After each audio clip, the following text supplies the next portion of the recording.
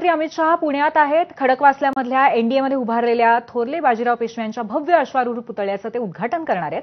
तर दुसरीकडे काल कोंढव्यातील बलात्कार जिथे घडला तिथून काही अंतरावरच अमित शहांच्या हस्ते कन्व्हेन्शन सेंटरचं सुद्धा उद्घाटन होणार आहे. तिथून काही अंतरावर असलेल्या कान्हा चौकात मनसे कार्यकर्ते जमलेत आणि त्यांचं आंदोलन सुरू आहे. मनसे कार्यकर्ते त्यामुळे रस्ता अडवण्याचा प्रयत्न करताना दिसत आहेत.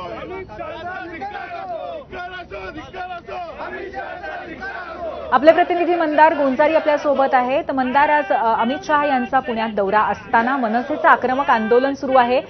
नक्की परिस्थिती कशी आहे तिथे आणि त्याचबरोबर कशा दृष्टीने हा सगळा प्रकार व्यवस्थापनाकडून हाताळला जाणार आहे?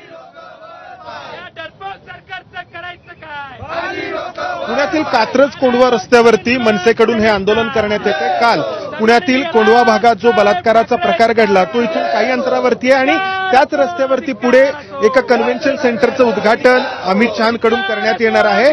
आणि अमित शहांचा गृहमंत्री या नात्याने देवेंद्र फडणवीस यांचा मनसेकडून निषेध करण्यात येतोय.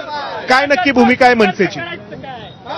राज्याचे देशाचे गृहमंत्री आज या ठिकाणी येतात आणि ज्या ठिकाणी येतात त्याच्या 500 मीटर अंतरावर एका मुलीवर अत्याचार झालाय आणि तो अत्याचार करणारा मुलगा हा डिलिव्हरी बॉय म्हणून त्या ठिकाणी गेलाय. या पुणे शहरात वाढणारी गुन्हेगारी, या पुणे शहरात येणारी बाहेरची लोक, ही लोक कोण आहेत हे पोलिसांना माहित नाही का?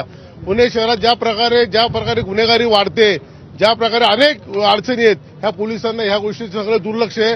पण देशाच्या गृहमंत्र्यांना हे कळालं पाहिजे की या शहरात काय चाललंय आणि त्यांनी खाली आदेश दिले पाहिजे गृहमंत्र्यांना की बाबा या पुणे शहरामध्ये चाललेले सगळं थांबलं पाहिजे. महाराष्ट्र निर्माण सेनेकडे आमची हीच मागणी आहे की तुम्ही पुणे शहरासाठी अतिशय चांगली कायदा सुव्यवस्था केली पाहिजे. ही आमची मागणी आम्ही त्यांच्याकडे करणार. फक्त कोंढव्यातलाच प्रकार नाही, आपण पाहिलं काही दिवसांपूर्वी दौंडमध्ये देखील असाच प्रकार घडलेला.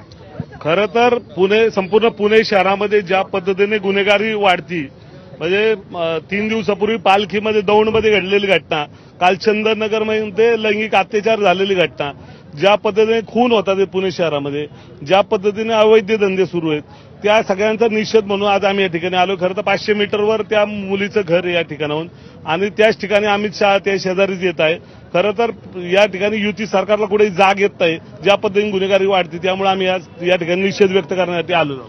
जर घरात सुद्धा जर मुली सुरक्षित नसतील तर यासारखं दुर्दैव महाराष्ट्रात देशात कुठंच असू शकत नाही. फडणवीस साहेबांनी आपला महाराष्ट्र कुठं नेऊन ठेवलाय हा प्रश्न त्यांना विचारायचा आहे.